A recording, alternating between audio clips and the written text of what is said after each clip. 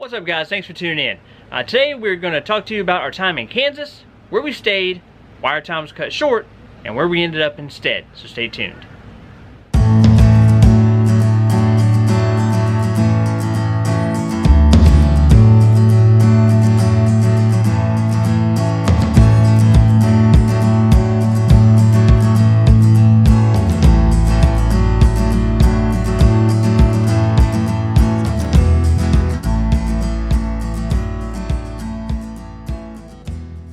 So as we headed out of Colorado, we wanted to mark off the state of Kansas.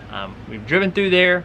We have not camped there yet. There were a couple times we were supposed to camp there, but the weather was terrible, so we decided just to skip it and keep going. We looked at the weather in advance, and the weather forecast looked like it should be pretty good for us.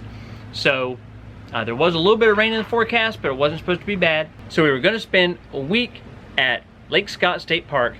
So when we arrived, we stopped there at the front gate, like visitor center area, and there was nobody around. Didn't appear to be anybody around. Ranger saw me kind of looking around there and directed me to where our site was, and he also told me that there was severe weather warning issued and the conditions were right for 2-inch size hail. So our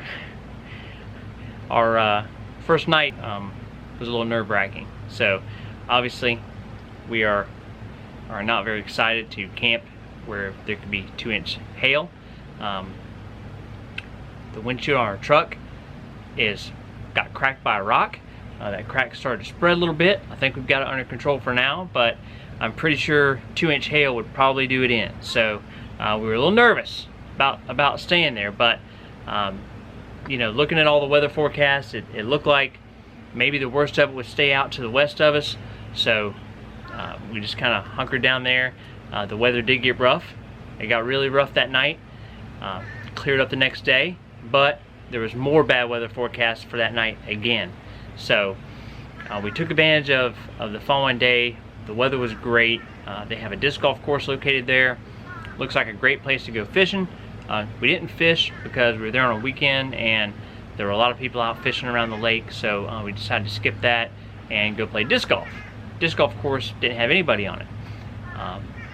Disc golf course was awesome. It's always great to have a disc golf course right in the state park. So Dylan was super excited about that, so we took advantage of that. The downside to that disc golf course is that the fairways are pretty narrow, so you do have to go off in the bushes to get your disc, and I actually found a couple ticks on me after I went in there to get discs out. So not very excited about having ticks getting on me trying to find my disc. So we played the disc golf course twice, and both times I found ticks on me after coming out and getting my disc. So if you're gonna play there, be aware that that disc golf course especially, seems to have an issue with ticks. Because we've camped a lot of places and we've played disc golf at a lot of places and had to go in after discs, and we've never had a problem with ticks, so just be aware. So once we realized the weather was not going to clear up for the whole week, the daytime was clear, but then as it got toward the evening, there were some really severe storms that were forecast to come in, and our first 2 nights there, they definitely came in. I mean, it got nasty. It got really nasty. We got incredibly lucky that all the bad weather stayed either to the east of us or to the west of us, but we didn't really want to roll the dice and keep tempting fate like that. So the long-term outlook for the rest of the week was pretty terrible in the evenings. So we decided, you know, we got to mark off Kansas, so we decided we would cut our losses there and just head out early. We were going to make a drive across Kansas to an Army Corps of Engineer park, stay 1 night there, and then make our way down toward Mississippi, which would be totally out of the way of all the severe weather.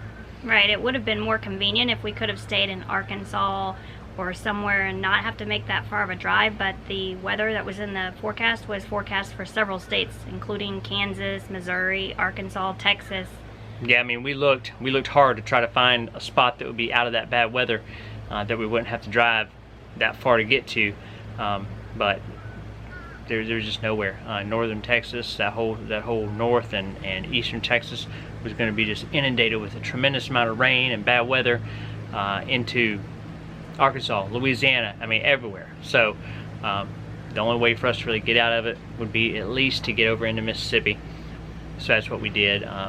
We made the drive all the way across Kansas. We stopped for the night, and then from there we made the drive all the way to Mississippi. So 2 long drive days for sure, but we would rather make 2 long drives and know that we're out of that nasty weather. And as it turned out, I think it was a pretty good call, because the weather got terrible in Kansas.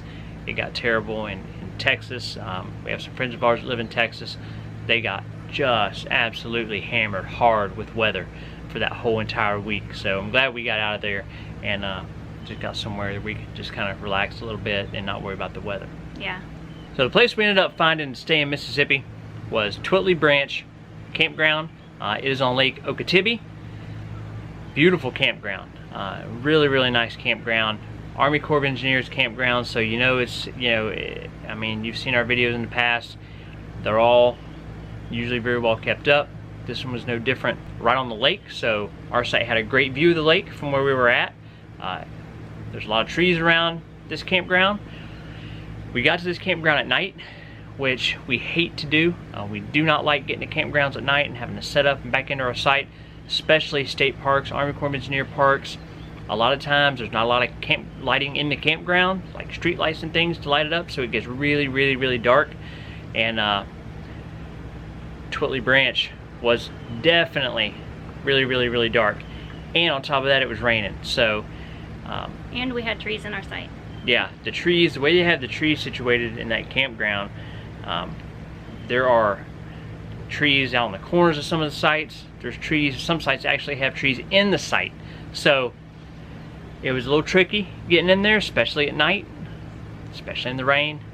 We did it, but it was a tight squeeze to get in there. Once we're in our site, it was fine. The site was plenty big, but just the location of some of those trees in our site and the site beside us, and then as we drove through and looked at some of the other campsites, it could definitely be tricky getting in there for sure. As the weekend rolled around, the campground got very, very busy, so it's a super popular campground. But even when it got really, really busy, the place was still quiet. I mean, everybody's there on the weekends to have a good time. Boating's huge in that area, obviously, with the campground right on the lake. So a tremendous amount of people are bringing in boats. There is a dock out there, so there's no docks behind the sites, but I mean the lake comes right up to the shore, so you can just run your boat up on the shore and tie it off and get it right there behind your site if that's what you want to do. So we didn't do a whole lot at this campground. We tried to fish a little bit. Didn't have much success with that, but we sure gave it a try. We did do a drive through the campground, so you can kind of see what this place looks like. The loop we were on, you can see what we're talking about with all the trees that were out kind of on the corners and ends of the sites. But the other loop was a little more wide open. Had a little easier access to get in and out, especially if you were in a bigger RV, bigger fifth wheel travel trailer. So the first loop we're going to drive around is Loblolly Loop.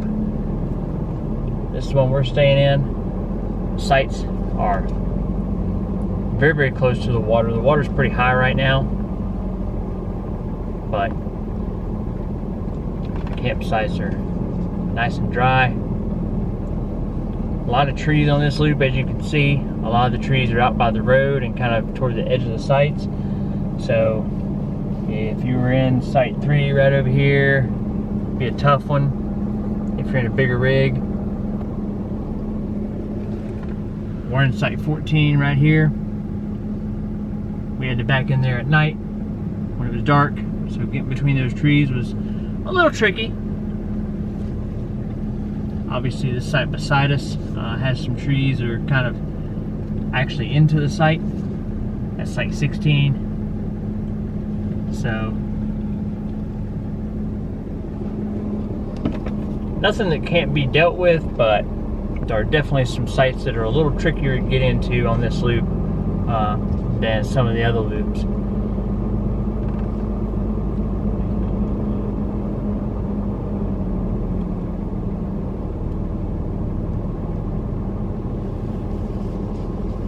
Pretty busy end of the campground down here.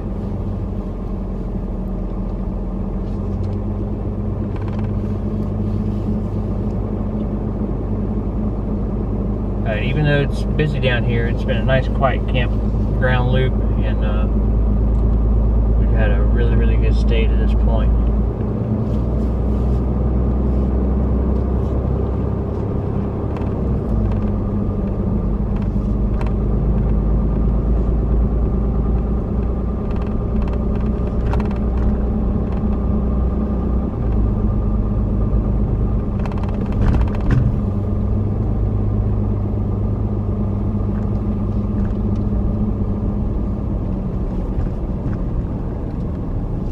So Loblolly Loop is sites 1 through 27. So sites 28 through 50 are in the Black Gum Loop, and site 64 and 65 is also back here. Then we turn toward Black Gum Loop. And you see it's very heavily wooded campground.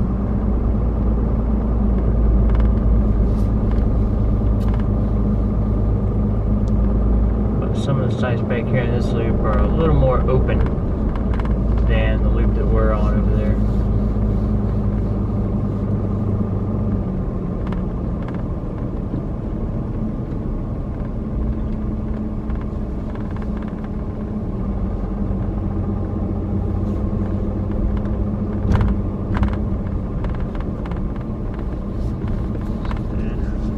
This site right here on the right is a pull through.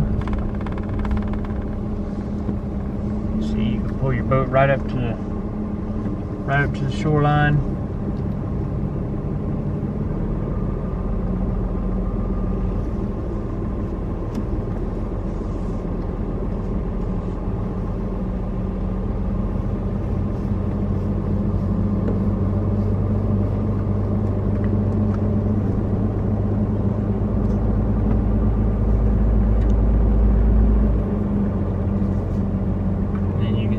Sites are a little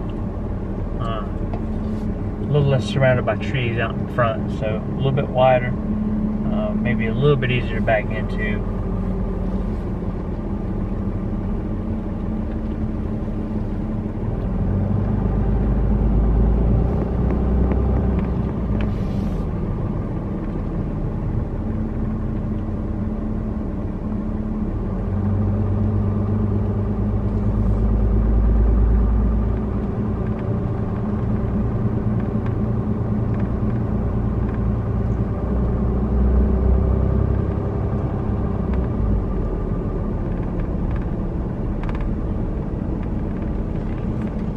Site 48 here on the right is a really big pull-through site,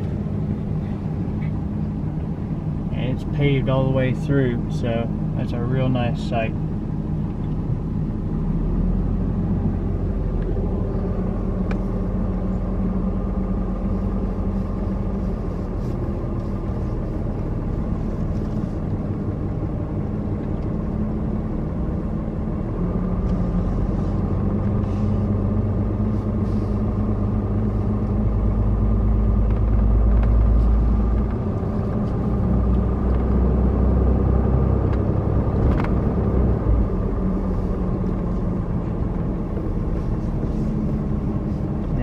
Sites like 45 here and 46 on the left that are just super long, back all the way down there by the water. Really nice sites. And then this site here coming up on is kind of out here all by itself. Site 47. Kind of sits over there all by itself.